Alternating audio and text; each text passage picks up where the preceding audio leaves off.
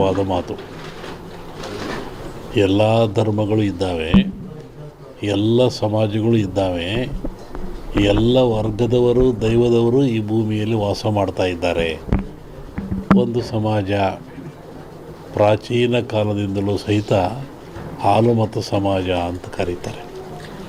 ಹಾಲುಮತ ಸಮಾಜ ಅಂದರೆ ಅವರು ಅಡವಿಯಲ್ಲಿದ್ದು ಕುರಿಗಳನ್ನು ಸಾಕಿಕೊಂಡು ಕುರಿಯ ಇಕ್ಕೆಯಲ್ಲಿ ಲಿಂಗವನ್ನು ಕಂಡು ದೈವಾರಾಧನೆ ಮಾಡಿಕೊಂಡು ಬಂದಂಥ ಒಂದು ಸಮಾಜ.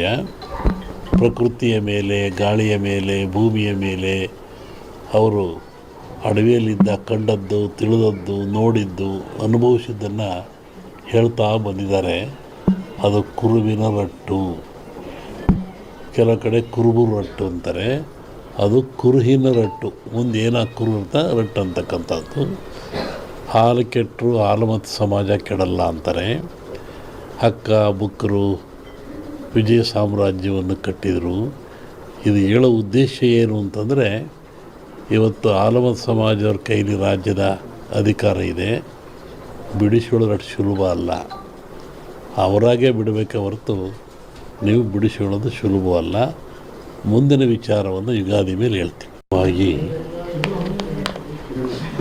ಒಂದು ಭವಿಷ್ಯದ ಚಿಂತನೆ ಏನು ಅಂದರೆ, ನಮ್ಮಲ್ಲಿ ಎರಡು ಭಾಗ ಮಾಡ್ತಾರೆ. ಒಂದು ಸಂಕ್ರಾಂತಿಯ ಭವಿಷ್ಯ, ಇನ್ನೊಂದು ಯುಗಾದಿಯ ಭವಿಷ್ಯ. ಸಂಕ್ರಾಂತಿಯ ಭವಿಷ್ಯ ರಾಜರಿಗೆ, ಮಹಾರಾಜರುಗಳಿಗೆ, ದೊಡ್ಡ ದೊಡ್ಡ ವ್ಯಾಪಾರಸ್ಥರಿಗೆ ಮತ್ತು ಅನೇಕ ಘಟನೆಗಳು ಬರುವಂಥದ್ದು ಸಂಕ್ರಾಂತಿ ಪುರುಷನ ಮೇಲೆ ಹೇಳುವಂಥದ್ದು. ಇದು ಯುಗಾದಿ ಮೇಲೆ ಬರುವದ್ದು ಯಾವುದು ಅಂದರೆ ಚಂದ್ರಮಾನ ಯುಗಾದಿ. ಚಂದ್ರನನ್ನು ಆಧಾರವಾಗಿರಿಸಿಕೊಂಡು ಮಳೆ, ಬೆಳೆ, ನಾಡಿನ ಸುಭಿಕ್ಷತೆ, ಆಗುಹೋಗುಗಳು, ರಾಜರು, ಆಳ್ವಿಕೆಗಳು, ಅವಘಡಗಳು, ದುಃಖ ದುಮ್ಮಾನಗಳು, ಸಂತೋಷಗಳು, ಇದ್ರ ಮೇಲೆ ಹೇಳುವಂಥದ್ದು ಯುಗಾದಿಯ ಸಂವತ್ಸರ ಫಲ ಅಂತ. ಇನ್ನೂ ಒಂದು ತಿಂಗಳು ಲೇಟ್ ಇದೆ ಯುಗಾದಿ. ಅದರಿಂದ ಆ ಫಲ ಹೇಳೋದು ಸ್ವಲ್ಪ ಕಷ್ಟ. ಈಗ ನೀವು ಕೇಳುವಂಥದ್ದು ಏನು ಅಂತಂದರೆ, ಮಳೆ ಬೆಳೆಗಳು, ಆರೋಗ್ಯ ಮುಖ್ಯವಾಗಿ. ನಮ್ಮ ದೃಷ್ಟಿಯಲ್ಲಿ ಕರ್ನಾಟಕಕ್ಕೆ ಬರುವ ಸಂವತ್ಸರದಲ್ಲಿ ಯಾವುದೇ ವಿಧವಾದ ತೊಂದರೆ ತಾಪತ್ರಯಗಳಿಲ್ಲ. ಮಳೆ ಬೆಳೆಗಳು ಚೆನ್ನಾಗಿ ನಡೀತವೆ, ಸುಭಿಕ್ಷತೆ ಇರ್ತದೆ ಮತ್ತು ನಾಡಿನಲ್ಲಿ ಯಾವುದೇ ಕೊರತೆ ಕಾಣ್ತಾ ಇಲ್ಲ. ಯುಗಾದಿಯ ನಂತರ ಕರ್ನಾಟಕದ ಬಗ್ಗೆ ಮತ್ತು ಜಾಗತಿಕ ಬಗ್ಗೆ ಭಾಳ ಅಜಾಗರೂಕತೆ ಇದೆ, ತೊಂದರೆ ಇದೆ. ಹೋದ ವರ್ಷಕ್ಕಿಂತಲೂ ಹೆಚ್ಚಿನ ಭೀಕರತೆ ಕಾಡುವ ಲಕ್ಷಣ ಇದೆ. ಅದನ್ನು ಯುಗಾದಿ ನಂತರ ಹೇಳ್ತೀನಿ. ಇತ್ತೀಚಿನ ದಿನಗಳಲ್ಲಿ ಎಲ್ಲರೂ ನೋಡಿದಂಗೆ ಭೂಕಂಪಗಳು ಹೆಚ್ಚಾಗ್ತಾ ಇದ್ದಾವೆ. ಇದನ್ನು ಒದರಿಸುವೇ ಹೇಳಿದ್ವಿ ನಾವು. ಇದನ್ನು ಭೂಕಂಪಗಳು, ಭೂಮಿ ಅಗಲತಕ್ಕಂಥದ್ದು, ಜನರಿಗೆ ಸಾವು ನೋವು ಆಗ್ತಕ್ಕಂಥದ್ದು, ಕಟ್ಟಡಗಳು ಬೀಳ್ತಕ್ಕಂಥದ್ದು, ಇದು ಮುಂದುವರಿದ ಜೊತೆಗೆ ಭೂ ಸುನಾಮಿ, ಜಲ ಸುನಾಮಿ, ಬಾಹ್ಯ ಸುನಾಮಿ ಅಂತ. ಇಲ್ಲಿವರೆಗೂ ಬರೀ ಜಲ ಸುನಾಮಿ ಆಗ್ತಾಯಿತ್ತು. ಸಮುದ್ರದಲ್ಲಿ, ಸಾಗರದಲ್ಲಿ ಸುನಾಮಿ ಬಂದು ತೊಂದರೆ ಆಗ್ತಾಯಿತ್ತು. ಈ ಸತಿ ಭೂ ಸುನಾಮಿನೂ ಇದೆ. ಭೂಮಿ ಒಳಗೆ ಸುನಾಮಿಯಾಗಿ ಕಂದಗಾಗ್ಲಕ್ಷದ್ದು. ಜಲ ಸುನಾಮಿನೂ ಹೆಚ್ಚಿದೆ. ಬಾಹ್ಯ ಸುನಾಮಿ ಅಂತ ಬಾಹ್ಯಾಕಾಶದಲ್ಲೂ ಆ ತೊಂದರೆ ಆಗ್ತಕ್ಕಂಥ ಲಕ್ಷಣ ಇದೆ. ಅದನ್ನು ಯುಗಾದಿ ನಂತರ ಹೇಳ್ತೀನಿ. ನೀವು ಭಾಳ ಅಪೇಕ್ಷೆ ಪಡುವಂಥದ್ದು ರಾಜಕೀಯ. ಏನಾಗುತ್ತೆ, ಏನಾಗ್ತಾರೆ, ಎಂತ ಆಗ್ತಾರೆ ಅಂತ. ಒಂದು ಸಾಂಪ್ರದಾಯಿಕವಾದ ಮಾತು. ಎಲ್ಲ ಧರ್ಮಗಳು ಇದ್ದಾವೆ, ಎಲ್ಲ ಸಮಾಜಗಳು ಇದ್ದಾವೆ, ಎಲ್ಲ ವರ್ಗದವರು ದೈವದವರು ಈ ಭೂಮಿಯಲ್ಲಿ ವಾಸ ಮಾಡ್ತಾ ಇದ್ದಾರೆ. ಒಂದು ಸಮಾಜ ಪ್ರಾಚೀನ ಕಾಲದಿಂದಲೂ ಸಹಿತ ಹಾಲುಮತ ಸಮಾಜ ಅಂತ ಕರೀತಾರೆ. ಹಾಲುಮತ ಸಮಾಜ ಅಂದರೆ ಅವರು ಅಡವಿಯಲ್ಲಿದ್ದು ಕುರಿಗಳನ್ನು ಸಾಕಿಕೊಂಡು ಕುರಿಯ ಇಕ್ಕೆಯಲ್ಲಿ ಲಿಂಗವನ್ನು ಕಂಡು ದೈವಾರಾಧನೆ ಮಾಡಿಕೊಂಡು ಬಂದಂಥ ಒಂದು ಸಮಾಜ.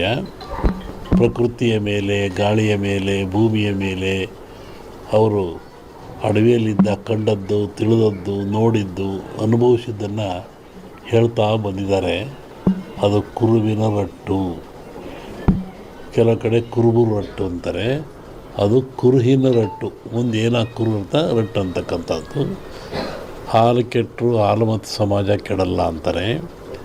ಹಕ್ಕ ಬುಕ್ಕರು ವಿಜಯ ಸಾಮ್ರಾಜ್ಯವನ್ನು ಕಟ್ಟಿದರು. ಇದು ಹೇಳೋ ಉದ್ದೇಶ ಏನು ಅಂತಂದರೆ, ಇವತ್ತು ಆಲಮತ್ ಸಮಾಜವ್ರ ಕೈಲಿ ರಾಜ್ಯದ ಅಧಿಕಾರ ಇದೆ. ಬಿಡಿಸಿಕೊಳ್ಳೋದು ಅಷ್ಟು ಸುಲಭ ಅಲ್ಲ. ಅವರಾಗೆ ಬಿಡಬೇಕೆ ಹೊರತು ನೀವು ಬಿಡಿಸಿಕೊಳ್ಳೋದು ಸುಲಭವಲ್ಲ. ಮುಂದಿನ ವಿಚಾರವನ್ನು ಯುಗಾದಿ ಮೇಲೆ ಹೇಳ್ತೀವಿ. ಹಾಗಾಗಿ ಒಂದು ಭವಿಷ್ಯದ ಚಿಂತನೆ ಏನು ಅಂದರೆ, ನಮ್ಮಲ್ಲಿ ಎರಡು ಭಾಗ ಮಾಡ್ತಾರೆ. ಒಂದು ಸಂಕ್ರಾಂತಿಯ ಭವಿಷ್ಯ, ಇನ್ನೊಂದು ಯುಗಾದಿಯ ಭವಿಷ್ಯ. ಸಂಕ್ರಾಂತಿಯ ಭವಿಷ್ಯ ರಾಜರಿಗೆ, ಮಹಾರಾಜರುಗಳಿಗೆ, ದೊಡ್ಡ ದೊಡ್ಡ ವ್ಯಾಪಾರಸ್ಥರಿಗೆ ಮತ್ತು ಅನೇಕ ಘಟನೆಗಳು ಬರುವಂಥದ್ದು ಸಂಕ್ರಾಂತಿ ಪುರುಷನ ಮೇಲೆ ಹೇಳುವಂಥದ್ದು. ಇದು ಯುಗಾದಿ ಮೇಲೆ ಬರುವಂಥದ್ದು ಯಾವುದು ಅಂದರೆ ಚಂದ್ರಮಾನ ಯುಗಾದಿ. ಚಂದ್ರನನ್ನು ಆಧಾರವಾಗಿರಿಸಿಕೊಂಡು ಮಳೆ, ಬೆಳೆ, ನಾಡಿನ ಸುಭಿಕ್ಷತೆ, ಆಗುಹೋಗುಗಳು, ರಾಜರು, ಆಳ್ವಿಕೆಗಳು, ಅವಘಡಗಳು, ದುಃಖ ದುಮ್ಮಾನಗಳು, ಸಂತೋಷಗಳು, ಇದ್ರ ಮೇಲೆ ಹೇಳುವಂಥದ್ದು ಯುಗಾದಿಯ ಸಂವತ್ಸರ ಫಲ ಅಂತ.